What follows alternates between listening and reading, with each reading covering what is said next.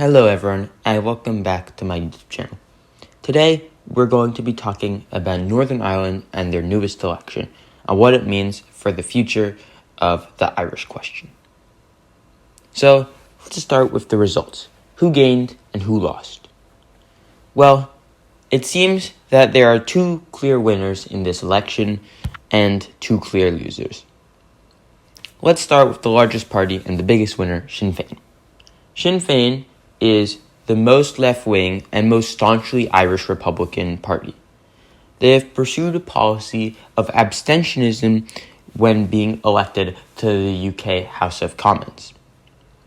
They stand for United Ireland and want a referendum within a reasonably soon timeline. They gained many votes and achieved the largest party status, winning 27 seats and 29% of the first preference vote. The first preference vote is how you choose some of the seats in Northern Ireland. Northern Ireland elects their deputies in different ways than some other countries, such as the United States. They have what can best be described to Americans as ranked choice voting. This is called the single transferable vote system. Basically, it is where every voter gets one vote, and they write down the party or candidate that they think should be their first choice. If this candidate wins very few votes, such as like 5%, then all 5% of those votes will be transferred to those individual voters' second choice. So, for example, if someone in the north of Ireland, which is known for being very unionist, voted for someone like Sinn Féin, then maybe the Sinn Féin candidate wouldn't win. But the Sinn Féin candidate's voters have their second choices gain votes, so they wouldn't lose a vote entirely. So Sinn Féin was unable to utilize the system very well, as Sinn Féin is known as one of the most staunchly Republican and furthest left parties of the Northern Irish political spectrum. Next, let's go to the biggest loser of the election, the DUP. The DUP is a right-wing unionist party. They won 21% of the vote and 25 seats. However, while they can still claim they came second and maintained this status as the largest unionist party, it was definitely a losing night for them. Firstly, they lost 3 seats. And secondly, they lost a lot of seats to the Alliance Party. And while those two things can be different, because they lost seats to the Alliance Party, to Sinn Féin, and they gained some seats elsewhere. But more importantly is the fact that the Unionists are no longer a significant plurality of the Assembly. Rather, the Assembly now has 3 distinct wings.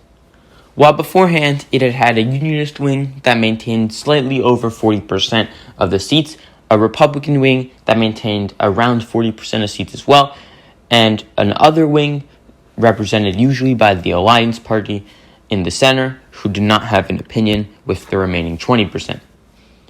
Now, however, it seems that due to the loss of votes by the DUP and the surge in the Alliance share, there are now going to be a tripolar system. So let's get to the Alliance Party. The Alliance Party are possibly the biggest winners of the election. They surged up from 8 seats to 17, gaining a massive amount of seats and winning seats outside of their traditional area in eastern Northern Ireland. While usually they can be expected to win seats around Belfast, now they are winning seats all the way up in North Antrim, along the area where the Unionists would do best. They went from 5th place to 3rd place in just one day. Next, we have the Ulster Unionist Party. The Ulster Unionist Party is a center-right unionist party. They had used to be the dominant unionist party, competing with the Social Democratic and Labour Party back during the earlier times in the immediate aftermath of the Good Friday Agreement. However, the DUP surge during that time supplanted them, and they have consistently began to lose voters. And yes, the election on May 5th went somewhat well. It was still more of the same. They lost votes in much of Western Ireland and only won one seat outside of the traditional Unionist heartland. Which brings us to the other biggest loser, the Social Democratic and Labour Party. The Social Democratic and Labour Party, otherwise known as the SDLP, won 8 seats and only 9% of the vote. The SDLP's biggest failure was the complete annihilation they suffered in Northern Ireland. While Eastern Northern Ireland had traditionally been Unionist heartland, the SDLP had managed to cling on and win around a few seats there, such as one in Northern Antrim, for example. But now they were completely shut out, with only one seat coming in the east of Northern Ireland. Additionally, in areas such as Western Belfast, the party failed to win a single seat. Next, and just below them, is the Traditional Unionist Voice. The Traditional Unionist Voice is the last of the parties who had expected to do relatively well. And while they did manage to achieve 7.6% of the vote, this was all concentrated in North Antrim. The party won over 25% of the vote here. However, because the TUV, or Traditional Unionist Voice, is the furthest right major party on the Northern Irish political spectrum, it was never expected that they would win those second votes. This is because only one other party, the DUP, would likely have any sympathy towards them, with the centrist Ulster Unionist Party choosing the Alliance Party, and definitely no Republican Party going with far-right Unionists. Thus, the TUV only won one seat. However, they did improve their vote share to 7.6%. So, what can we expect for the future? 41.7% of the vote went to the Unionists, with 37 seats, while the Nationalists won 38% of the vote and 35 seats. 20% went to the cross-community group, or the Alliance Party, the People Before Profit Party, and other smaller parties, with 18 seats. Which brings us to the final topic, the Northern Irish Executive.